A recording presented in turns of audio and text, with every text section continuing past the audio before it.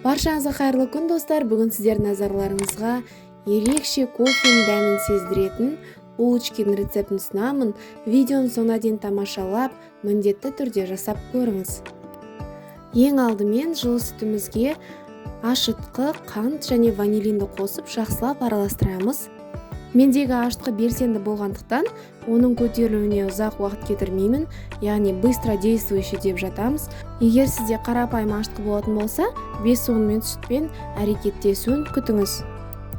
Енді осы қоспамызға жұмыртқа, сары май және ұнды араластырып, жақсылап жұмсақ, қолға жабыспайтындай қамыр илеп аламыз.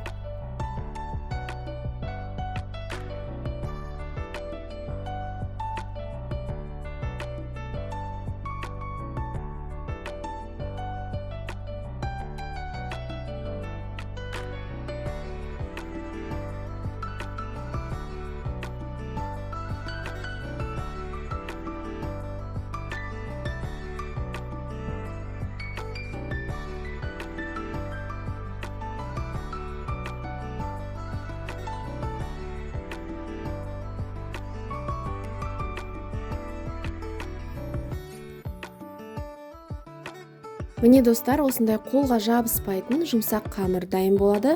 Осы қамырымызды жарты сағат немесе 40 минутқа жылы жерге қойып қоямыз. Кейін 3 шай қасық кофеге 2 шай қасық суды қосып, жақсылап араластырып қоямыз. Кофеміз растворимый, яғни тез еритін, ал суымыз жылы болуы қажет. Енді таза ыдысымызға бөлме температурасында тұрған жұмсақ сары майды және қантты салып, жұмыртқаны қосып, жақсылап араластырып аламыз.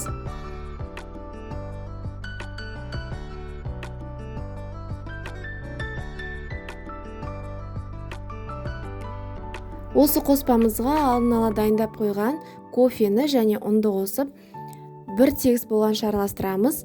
Нәтижесінде қаймақ тәріздес қоймалжың масса дайын болу керек.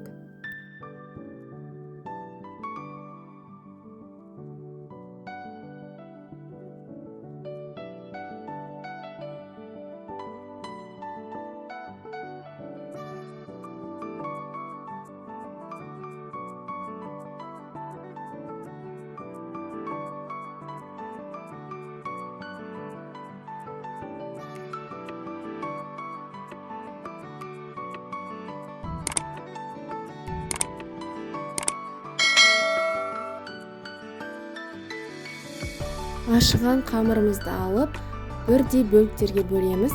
Менде 16 бөлік шықты. Осы бөліктердің барлығын домалақтап 5-10 минутқа тындырып қоямыз.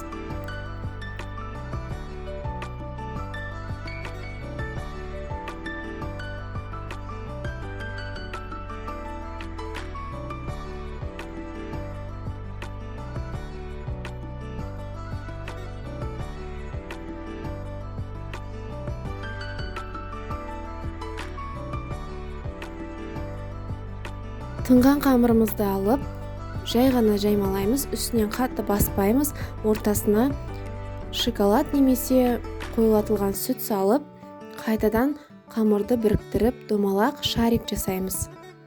Барлығын осы әдіспен жасап болғаннан кейін противенге арасын алшақтатып орналастырамыз.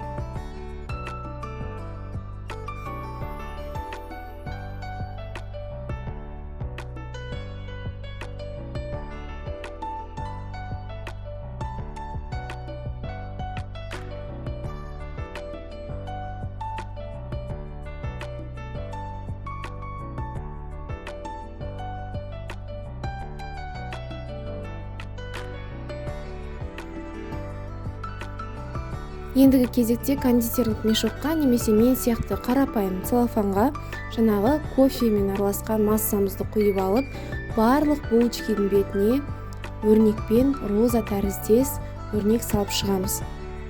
Барлық булочканы осы әдіспен дайындап алғаннан кейін қызып тұрған пешімізге 180 градуста 30-35 минут пісіріп аламыз. Міне достар, осымен біздің ерекше булочкамыз дайын. Бетінде ерекше кофенің дәмі бар, ортасында қоюлатылған сүт. Достар, шынымен де өте дәмді. Міндетті түрде дайындап, отбасыңызды қуантыңыз.